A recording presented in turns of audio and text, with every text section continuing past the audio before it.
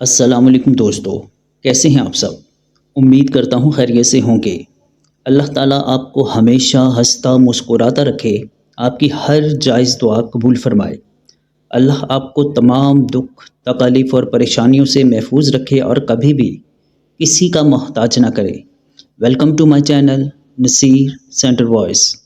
تمام video updates کے لیے نصیر سینٹر وائس کو سبسکرائب کر کے بیل نوٹیفیکیشن کو آن کر دیں، اور اگر آپ کو میری یہ ویڈیو پسند آئے تو ساتھ میں موجود لائک کے بٹن کو بھی پریس کر دیں۔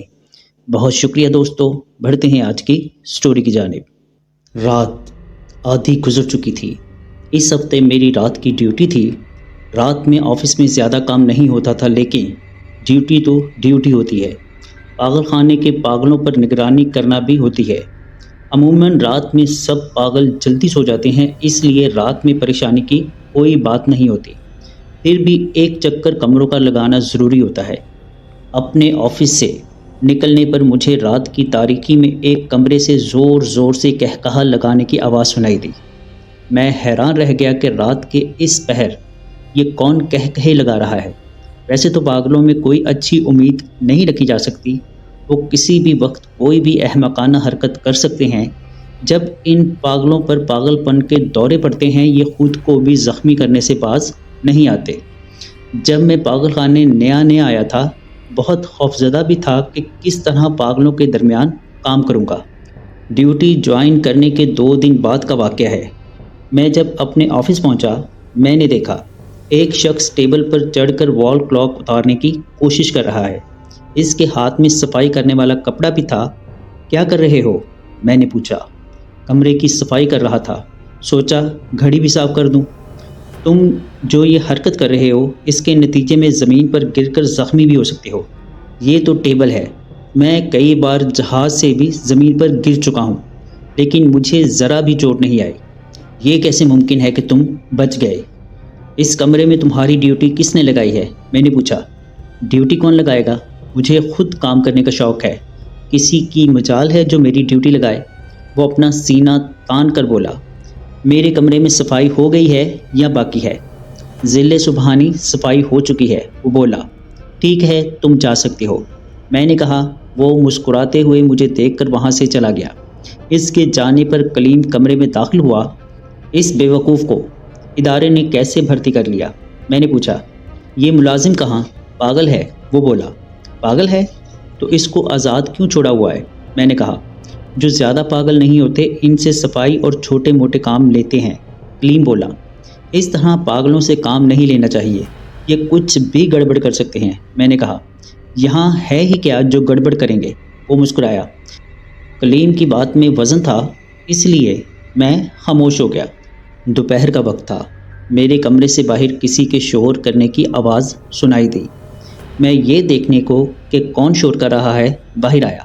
ایک پاگل درخت پر چڑھا ہوا تھا اور آسمان کی طرف اپنے دونوں ہاتھ اٹھائے ہوئے تھا۔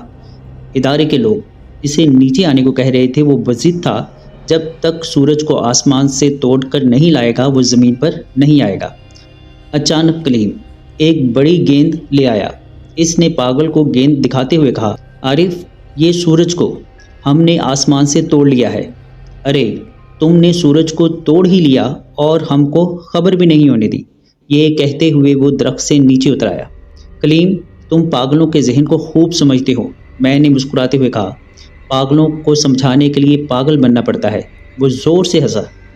اس طرح کے واقعات دیکھ کر میں بھی ادارے کے لوگوں کی طرح ان پاگلوں کے ساتھ ویسا ہی سلوک کرنے لگا۔ پاگل بھی میری پالیسی پر مجھ سے خوش رہتے تھے۔ رات کی تاریکی میں آگے بڑھا، کہکہا لگانے کی آواز پھر سنائی دی۔ جس کمرے سے آواز آئی تھی میں اس کمرے کی جانب بڑھا۔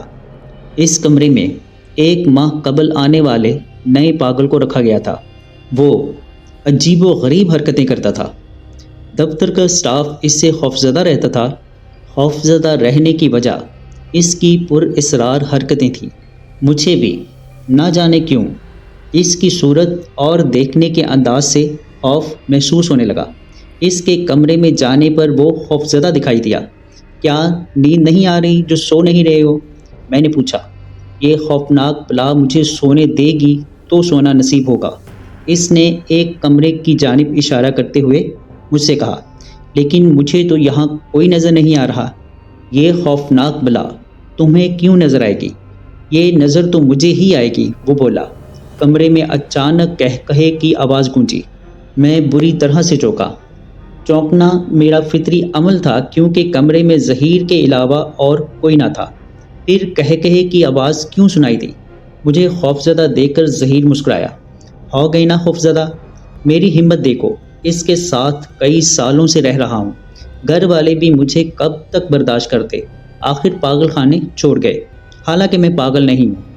اگر اس کے کہے کی آواز تم نے نہ سنی ہوتی تو ضرور تم یہی سمجھتے کہ میں پاگل ہوں۔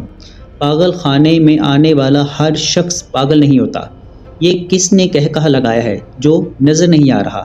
میں نے پوچھا۔ خوفناک بلا ہے۔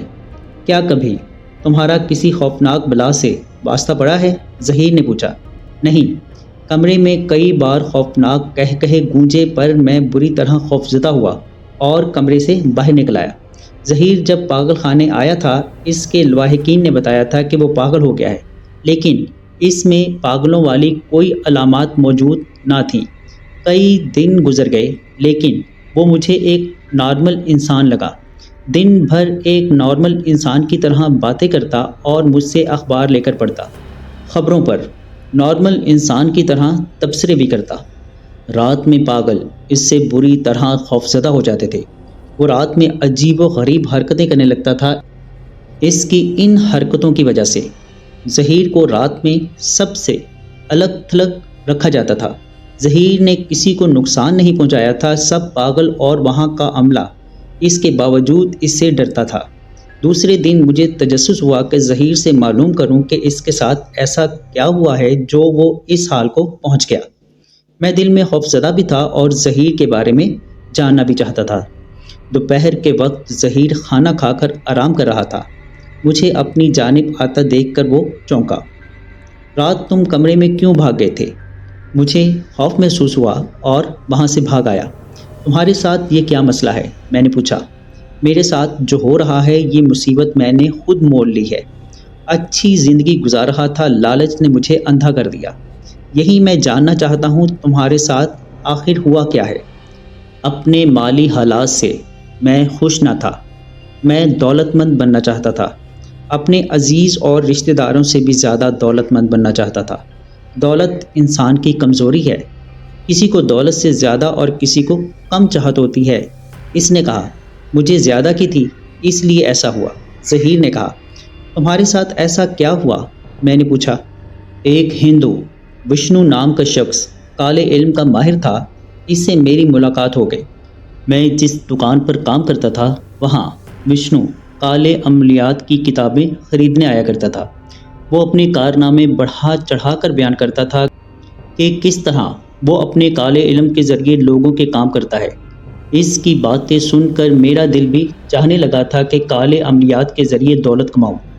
میں مسلمان ہونے کے ناطے کالے علم کو سیکھنے سے گھبراتا تھا، لیکن اس کی باتیں سن کر میں نے بھی کالا علم کر کے دولت کمانے کا ارادہ کر لیا۔ وشنو کی ہدایت پر مجھے قبرستان میں ایک عمل کرنا تھا۔ اس عمل کی بدولت خوفناک بلا میرے قبضے میں آ جانی تھی۔ میں روزانہ قبرستان میں رات میں جانے لگا اور ایک قبر کے پاس بیٹھ کر عمل کرنے لگا۔ میرا عمل پورا ہونے میں ابھی 2 دن باقی تھے کہ مجھ سے کچھ فاصلے پر ایک خونخوار کتا نمودار ہوا۔ وہ مجھے گھورنے لگا۔ اس کتے کو دیکھ کر مجھے خوف محسوس ہوا۔ کتے کی صحت دیکھ کر مجھے شک گزرا کہ یہ آدم خور کتا ہے۔